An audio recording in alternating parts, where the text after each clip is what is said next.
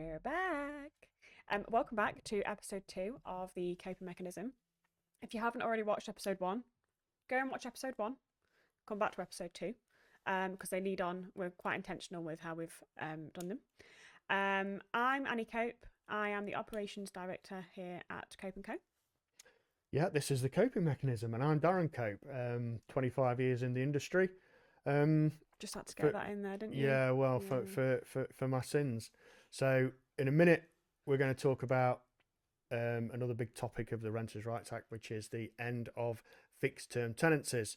If you watch the first episode, then you'll know that we invite questions at the end of that particular topic, and we've got some questions on the Section 21 topic that we talked about. So before we move on to fixed-term tenancies, we're going to crack on with some questions. So get your manual prompt sheet out. I have, because I need these to be specific. So first question from a Rob in Mickleover, who asks, without Section 21, will it be much harder to regain possession of my property? Okay. In short, no. And the reason for that is, as I touched on very slightly in episode 1, Section 8s have always been in place, and there's certain circumstances where the Section 21 maybe for whatever reason isn't successful, etc., and then you rely on a Section 8. So is it more difficult? No. Is it a lengthier process? Yes, because you have to have the grounds. There has to be a reason, and therefore, when there's got to be a reason, there's got to be evidence for that reason. I am going to be biased because obviously I'm a director of a estate and letting agency. However, that is where it pulls out for using an agent.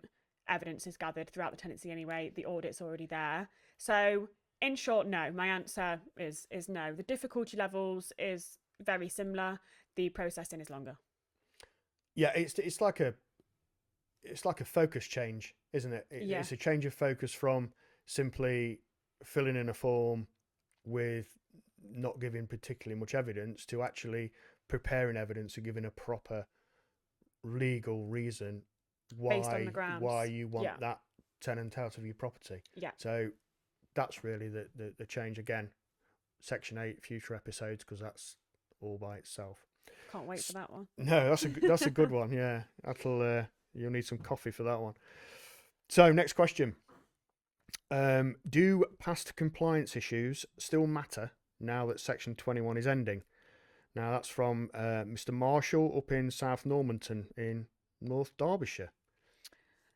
So I was going to say, I'm assuming by the compliance you're referring to issuing of how to rent, prescribing information, registering deposits, etc., etc. So without sitting here and going into every single thing that you have to do to comply in order to serve a legal notice, the short answer is technically yes. Obviously, in terms of your safety certificates and things like that, no. How to rent and the service of that is also being abolished, so that's a positive. So you haven't got to serve that. So obviously, as soon as that becomes unnecessary to serve and the Section 21 is abolished, then yes, anything pertaining to that is therefore I think not required. I'm not really sure you've answered that or not, but I think he's saying if I haven't served a how to rent and I've served a Section 1 before the 1st of May, will it just not be an issue? And I think the point is from a judge's point of view, I suppose. But it's okay. It's if you haven't served on how to rent and then you serve in a Section 21 whilst it's still legal to do so, then yes, it will matter because you aren't complying. It will be an invalid Section 21 notice. Right. As in terms of a section, yes. So in short, yes. If you're talking about if the notice is served before the legislation changes, then yes, the compliance matters. If the notice is served a Section 8 afterwards, or if it goes to court afterwards, they're still going to backdate it to when you served it. So it matters at point of service, yes. Okay, so let's talk about something a bit more important, like a gas safety or something like that. So I think he's saying if you serve a Section 8 and you haven't served a gas safety, then does that matter? Well, yes, because it's a legal notice and you have to have served the gas safety. So okay, Well, of course. So it's more of a It's it's always a it's a view of the court. Just bear that in mind as it's well. a It's credibility always issue, isn't it? it is a bit of a credibility issue. But I'll be completely honest. We get sometimes we have management takeovers where we don't know what the previous agent has done, or maybe the landlord self-managed before. We will reserve certain documents because ultimately you can't turn back time. You've just got to try and put yourself in the best legal position at that point. If anything crops up in the possession proceedings, then irrespective of the Renters' Rights Act, you deal with it as it comes. We have not every single Section 21 or Section 8 notice we've ever served has been easy plain sailing, and that's just the reality of it. So but I think if you're aware that you haven't served something, you're better off when you're getting advice from either ourselves or someone else making that known at that point, and just being aware of the issues that can arise. Sometimes, yes, it is a credibility issue, and it's a bit like a character point, it's a character reference, it's the same concept. But abide by the law, comply with the regulations, and you're putting yourself in the best position. It'll be a bit of a moot point at the end of 2026, because I think probably when the private rental sector database comes in and all those documents need to be on that private rental sector database, then they'll be there for all to view, and that will obviously, that's designed to improve credibility. Yeah. So, in short, Mr. Marshall, have you served everything? Yeah, absolutely. Okay. Last question, and I think this is a pretty good one. Do you think that Section 21 has trained the courts, or judges, I suppose, to distrust landlords, and will that hang around moving forward? So, yeah, thanks for that, Elaine in Repton. I think distrust is a bit far, I'll be honest. I think the one thing that the abolishing of the Section 21 will do is it removes, I think it removes some element of opinion. If you're not given a reason, everything's relatively subjective. There isn't a reason as to why it's happening. Everyone's got different opinions, and then the judge is basically making a possession order based on paperwork. Has everything just been served correctly? And that's kind of it. I think what you may be getting at is, the judge may be sitting there thinking, "Oh, that's actually quite unfair. There's no reason for doing this." Yeah, I think it's hard to comment on that, especially in our operating area, because it's not. I mean, let's be honest. We definitely don't deal with any rogue landlords. It's not very common in the Midlands. So I think if you're talking about, judges having the opinion that it's unfair, ultimately whether they think it's unfair or not, if a Section 21's been served and it's valid, it's a valid notice. I think. But what you were saying is it does take that. The Section 8 takes the opinion out of it, because it's fact, it's evidence, it's more a legal objective, reason, isn't it? You've got here's the notice, here's the grounds. Is it mandatory? Is it discretionary? Do I have to ground it? Do I have to award it? Sorry, do I not? Where's the evidence? Yes or no? It's a bit more, in my opinion, less subjective, more objective, which, again, in my opinion, in a legal setting should always be the way that it's dealt with. So I don't think distrust is the right word. I'll be honest. I think if anything, it's going to procure eviction notices, in my opinion. But obviously with that comes more paperwork and longer processes. So it's more of it might take a while for the sort of the culture really to sort of catch up after the 1st of May, and everybody starts getting used to Section 8s because Section 21s are gone. Yeah, definitely. Okay, so thanks for the questions. Again, at the end of the episode, we'll give you the email address to send the questions to, based on what we're going to talk about now, which is the end of fixed term tenancies, which is a sort of natural follow on from the end of section 21s. So basically, in a nutshell, 1st of May, fixed term tenancies are gone. So no more 6-month tenancies, no more 12-month tenancies. No phasing out, no transitions. It's instant. One day they're there. One day they're there, the next day they're gone. So obviously at the moment you can have, and a short hold tenancy can be anything from 1 day to 3 years, and it's limited to that. So you could grant any fixed term tenancy. So that's been abolished. Again, I slightly touched on it in episode 1. We have multiple landlords that don't actually offer fixed term renewals, that they have worked on periodic tenancies for years, and I suppose the best way to put it is the tenants that I have spoken to are probably more disgruntled than landlords are. It gives lack of security. It's not an unintended consequence of this action, is it, The from the government government could as usual? never. So from landlord's point of view, let's be honest, it's lack of security in terms of income, lack of security in knowing if you've got an occupied rental property, harder to project your income, etc., etc.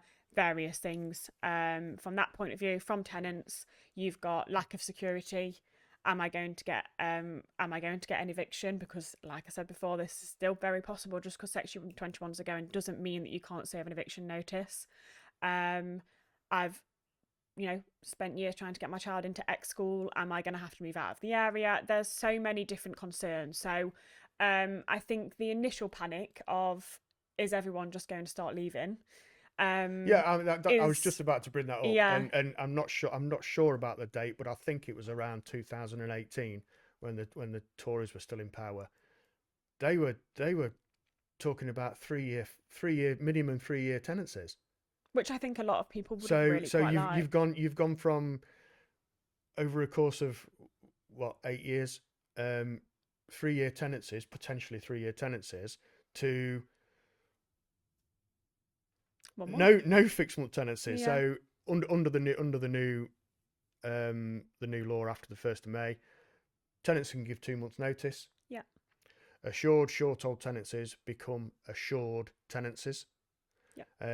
and tenancies have basically become periodic, with sort of no fixed term. So that means we talked about end of Section 21, statutory grounds required using Section 8 to get possession is basically sums it up. So we've talked about this sort of within the business. So what does it actually mean for landlords? And I think the focus comes down to sort of three main things, and that's improved tenant selection, improved tenant retention, and also managing those void periods, which, as you said, in theory may increase because you could get 4 tenancies in a year. The The reality is reality that's may probably be very slightly different, unlikely. yeah. But it is important to always know worst case scenario, especially when it comes to planning things in terms of rental income and things like that. You do have to kind of work on the worst case. But I don't think that will be a common occurrence. Let's be honest, who likes moving house anyway? It's just not something that we all decide that we want to do next week, is it? So I don't think that will be a practical result of the legislation change. One thing that I would say is we as an agent have always worked best practice. Our pre-qualification questions and vetting process is very heavy. We have referenced for years and years and years. There are still some agents out there that don't, which I can't believe. I think there was an 85% increase in fraud cases post COVID. So that still shows, and we still get them. We still get people applying for properties and coming through. So I think, again, it's the concept of, are you working with the agent that you want to work with? Is that alignment there? Are you putting yourself in the best position? Because I've just mentioned about working on worst case scenario. Always work on also the best case scenario. Okay, we've gone into it. We've really gone through, really kind of put the tenant through the mill. We've fully referenced everything else, and you put yourself in the best position. And none of us can see into the future, but if you're doing everything you We can, can't. then I mean, great. we mentioned, or I mentioned in the first episode, that we always try and look at that prevention is better than cure. So when it comes to tenant selection, you do as much as you possibly can to make sure that tenant stays as long as possible. Yeah, Obviously, individual circumstances change, but to do all those referencing tasks up front gives you the best chance of having a longer tenancy, unless something other than credit, financial situation, or whatever happens in the personal life. yeah, So, okay, so you've found what you consider the most suitable tenant. So the big thing then is making sure that they stay. So tenant retention, again, with no fixed terms, becomes massive. So how do we make it? How do we get a tenant to stay long? I think one thing that I've always been quite passionate about whilst I've been in the industry, and hear me out here, because as a landlord listening, you may think, well, why? Tenants are becoming more educated, and I like that. I think it's important to know your rights as individuals. I When think, you say educate, you mean educated on the law over yeah, over rent. I exactly. don't mean educated Sorry, yeah. generally, Your but personal education has yeah, nothing to do with me. Your industry-based educated knowledge. in the Yeah, lettings sorry. industry. Yeah, Their education in terms of rental is increasing, and it should. Because as a landlord, again, like I've just said, you're planning on your rental income from the fixed term tenancy. That tenant's also planning how much they're spending on rent. It's important to know where you stand, your personal cash flow, etc., everything else. So I think in terms of tenancy retention, it's um, landlord and tenant relationship is of paramount importance. If you've got an agent in the middle of that, that's why it's so important to be aligned with your agent, because it's tone of voice, it's how are you dealing with an issue, are you being responsive to maintenance, is your agent notifying you, etc., etc., and it's keeping those lines of communication open. There is also the other side of it. Some tenancies need managing more than others, is the reality. Everyone's different, everyone's got personalities, everyone's got different approaches, and it's important that you know how to communicate with that tenant in the right way to get the result that's needed. Ultimately, again, you are, as a landlord, providing somewhere for someone to live, and they want to live there, so everyone's actually working towards the same goal, and it's finding the things that make people tick so that goal can be achieved. So I think tenancy retention, on the face of it, is very easy. When you actually start going into the nitty gritty of it, yeah, yeah. it's more You difficult. say that it is. We class it as knowing all the right things to do to try and keep a tenant happy in terms of the relationship. Yeah, Self-managing landlords may find it a little bit tougher because yeah.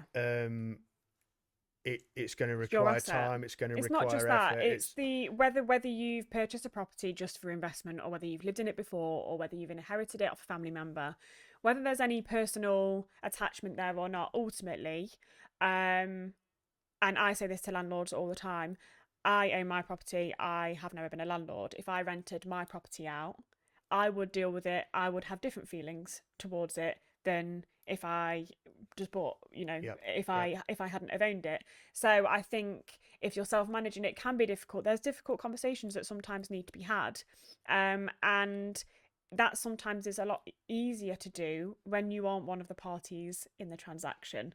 And I think, or You within sort the of look at it tenancy, we of can obviously look at course. it objectively, can't we?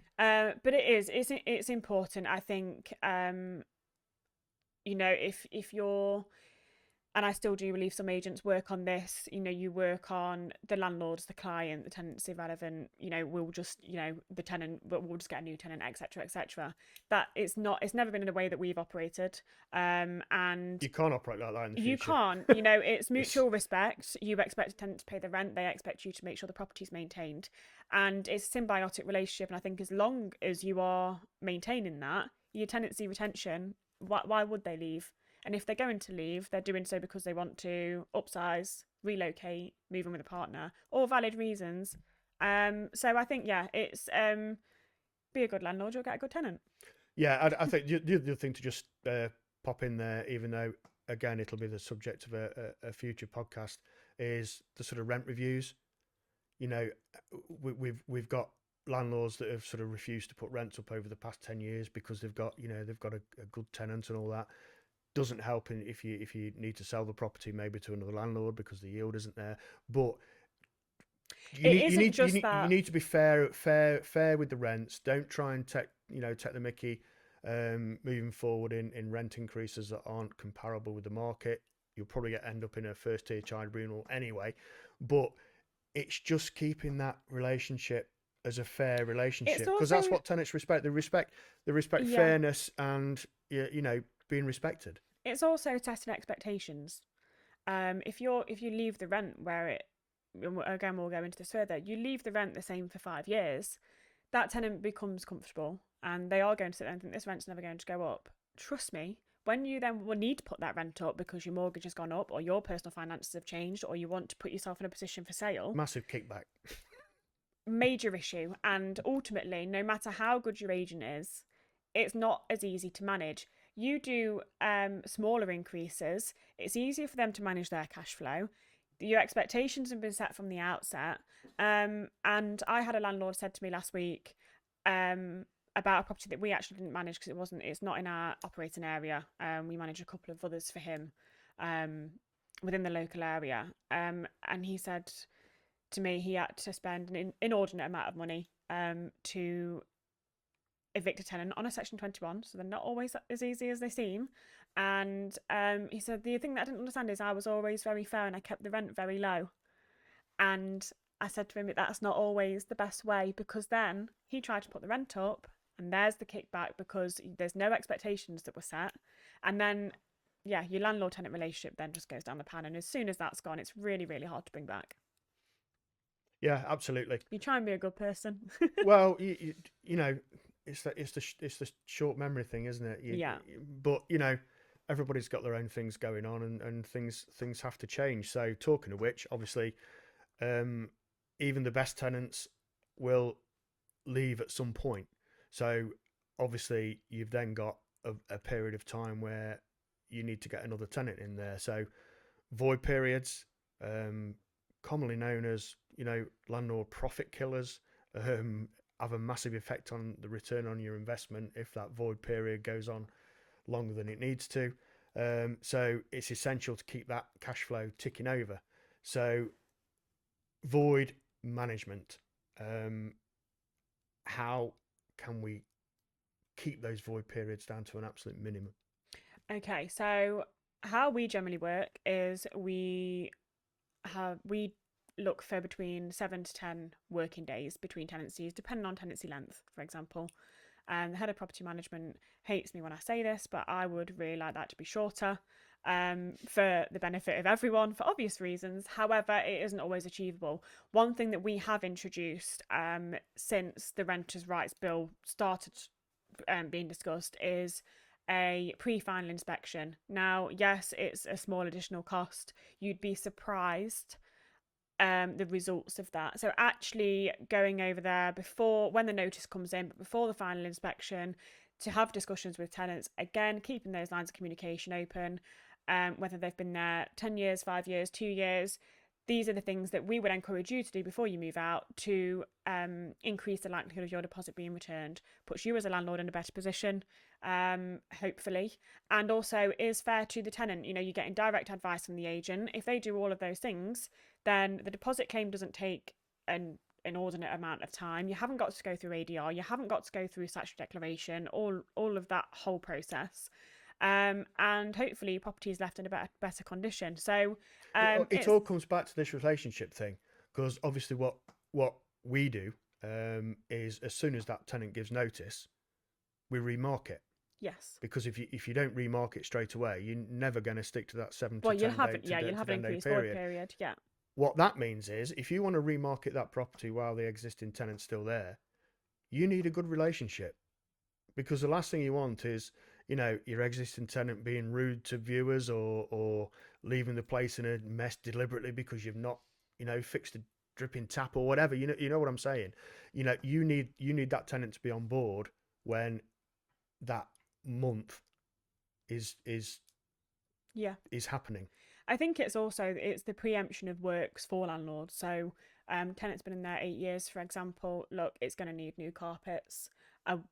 The reality is the deposit schemes are never going to award for much damage to carpet unless obviously very intentional for that period of time. So it's also knowing that when it comes to them vacating, you're going to need to do those works, scheduling in contractors for those days in between to minimise void periods.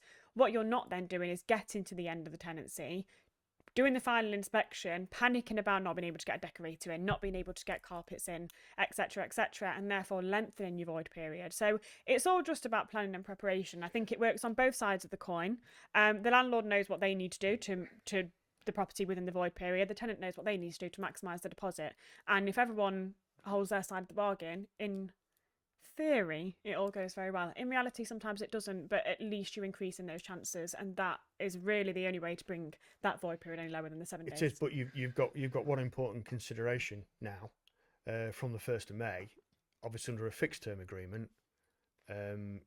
Sorry, if a tenant's gone periodic after a fixed term agreement, currently it's 1 month's notice. You're going to have 2 months to You're do going it. to have 2 months' notice. So, would we advise? So don't say the government don't do anything for you. Would we advise marketing for a period of 2 months, or would we stick to the 1 month? Because I think if it's too long, I don't know. What I think the thing is, though, you're always going to move with the market, aren't you? So if tenants have got to give 2 months' notice, that means that they're going to be looking 2 months in advance. So if you don't market within the 2 months, you're potentially then risking losing out on ready applicants that are ready to go. Yep. So I'll be honest, it's not something. Sometimes you have to be reactive to things. You can't always be proactive as much as you want to be. So we'll see how the market goes. We take a bit of a judgment now. Although legal notice is only 1 month, some tenants tell us in advance, I'm going to be leaving, I'm purchasing a property, or I'm moving jobs, or I'm moving in with my partner at this date, and blah, etc., etc. So sometimes we know, and it's knowing when to remarket, and sometimes that also depends on the nature of the property. Are we talking a 4-bedroom detached with a garage that's £1,800 a month, in which case your market's narrowed anyway, for affordability purposes, etc., etc. So you might kick that up. So you might put that on straight away. Yeah. In terms of a very sought after modern 1-bedroom flat in a city centre, for example, that you do generally get a lot more leads on, because your market is wider, your avatar, your tenant profile is wider, then you may do 1 month. But it's taking a view, it's making sure that, again, as a landlord, you're discussing with your agent what's the best thing. You don't have to, it's not a one size fits all. No. So obviously all of those things we've discussed are very sort of tenant focused. So what about sort of anything else that we can do to make fixed terms or the scrapping of fixed terms easier to swallow? I think it's obviously all of those things that we've just discussed, to be honest, because I've fed quite a lot into the landlord side from that point of view as well. But it is just, I think it is just a case of being proactive, managing your void periods, putting yourself in the best position. And they're the most important things. I'll be completely honest. You obviously, your student landlords, HMOs, shared accommodation, you see the higher turnover.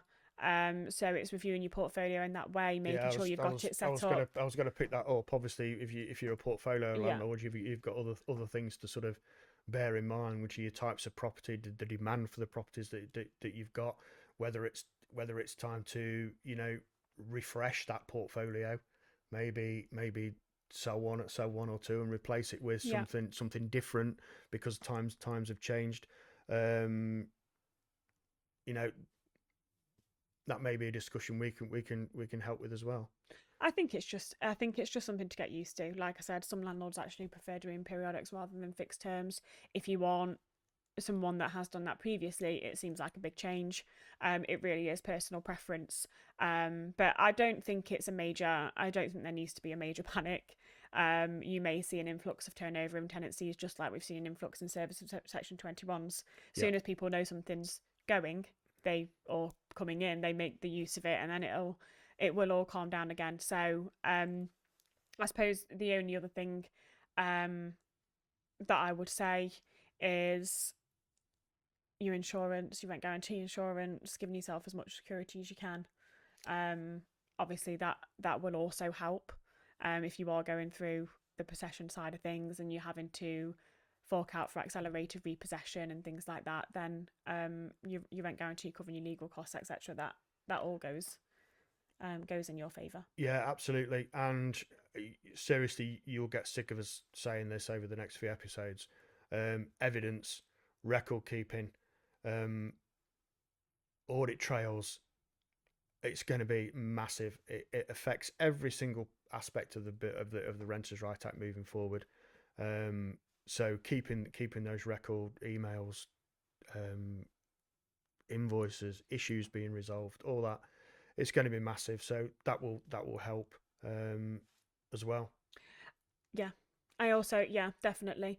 One thing with the rent guarantee as well, I always say this, but just as a quick heads up, I'm sure we'll go into this in more detail in due course. If you've got a provider that's outside of your agent that you use, just be double checking the policy, because not all of them cover the same thing, and some are better than others. It really isn't there isn't kind of an industry standard for rent guarantee policies, so bear that in mind. I really like one of the benefits in our rent guarantee policy, which has been added in, is to do with the rent increases. So if a rent increase is served through a Section 13 and the tenant argues it and goes to a tribunal, the insurance will Cover it until it's cover the cover decision. that increase until the decision's been made, Yeah, which is really good. we'll definitely go more into the rent reviews. I think we've this is a longer episode. I think we and it took a while to answer the questions at the start, but that's great. That's the point of us being here.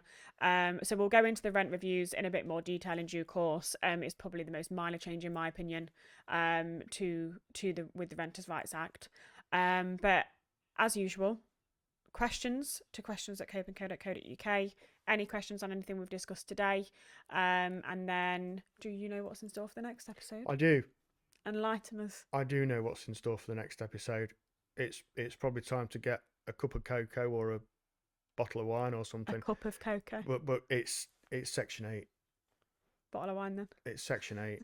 The only route of possession from the 1st of May, and it's a big one. We'll probably be breaking it down into 2 or 3 episodes.